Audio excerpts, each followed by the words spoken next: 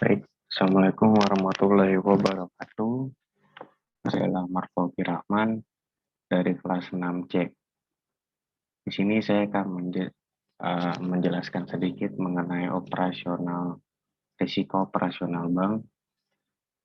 Yang pertama itu definisi, itu risiko operasional yaitu risiko kerugian yang diakibatkan oleh proses internal yang kurang memadai atau gagalnya proses internal akibat dari kesalahan manusia, kegagalan sistem, dan atau adanya kejadian-kejadian eksternal yang mempengaruhi operasional bank. Risiko operasional itu potensi kerugian akibat ketidakcukupan atau kegagalan proses internal orang dan sistem atau akibat kejadian eksternal.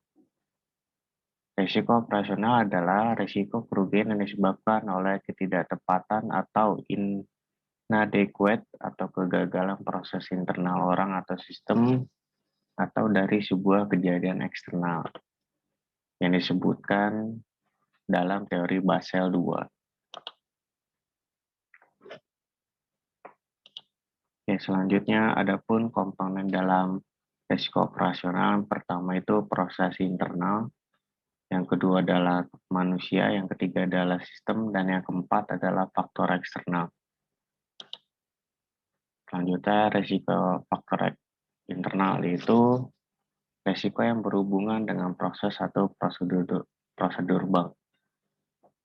Faktor internal yang terkait dengan proses kegiatan harian suatu bank itu meliput antara lain dokumentasi, kurangnya pengawasan, kekeliruan di bidang marketing, pencucian uang, kesalahan pelaporan kepada regulator, kesalahan transaksi. Selanjutnya ada pula risiko manusia, yaitu adalah risiko yang berhubungan dengan karyawan bank. Kemudian manusia merupakan faktor inti di bank yang tidak hanya memberikan keuntungan tetapi juga menimbulkan risiko secara umum terkait dengan kesalahan manusia atau human error, antara lain karena ketidaktahuan, lack atau knowledge, ketidakcakapan atau kurang terampil, ataupun kelalaian atau kecerobohan. Kemudian ada kecurangan atau human fraud, antara berupa manipulasi, korupsi, pencurian, dan lain-lain. Selanjutnya ada mengenai isu kesehatan dan keselamatan, turnover karyawan yang tinggi, kecurangan internal, masalah ketenaga kerjaan, pelaksanaan manajemen yang buruk, pelatihan yang kurang, ketergantungan kepada tenaga inti, dan kecerobohan dari karyawan. Ya, baik, selanjutnya ada resiko sistem, yaitu yang timbul dari penggunaan teknologi dan sistem informasi atau TSI. Yang dimana saat ini operasional bank sangat tergantung kepada teknologi dan sistem informasi. Selain memberikan kemudahan, TI juga mendatangkan risiko yang tinggi, meliputi antara lain kerusakan data, kesalahan entry data, pengawasan tidak sesuai, kesalahan pemrograman, kegagalan sistem TI, masalah keamanan, ada pula kendala sistem, kemudian resiko penggunaan teknologi yang baru. Secara teori, resiko sistem menyebabkan dampak yang beragam, mulai dari minor, major, sampai dengan katastrofik. Kemudian ada pula faktor eksternal, yang adalah berkaitan dengan kejadian yang berada di luar kontrol bank, seperti perampokan, kebakaran, bencana alam, peraturan baru, kerusuhan massal, permogokan, masalah transportasi massal, dan masalah pelayanan umum.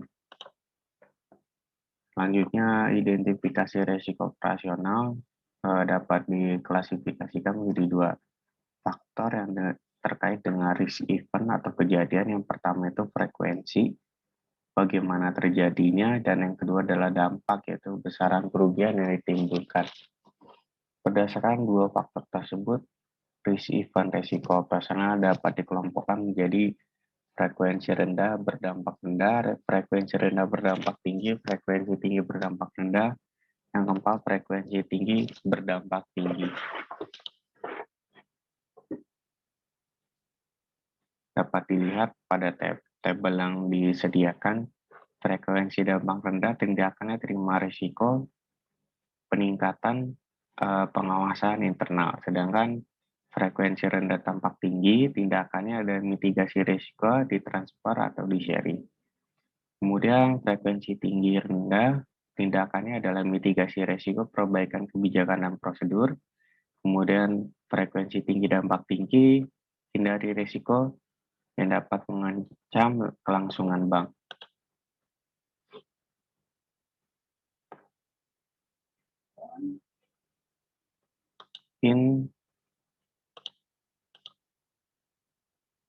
Nah, kemudian ada pengelolaan risiko operasional, yang mana peningkatan kemampuan SDM, pembagian tugas dan wewenang, kontrol bertingkat atau dual control, penentuan limit transaksi, disaster recovery plan, atau DRP, kemudian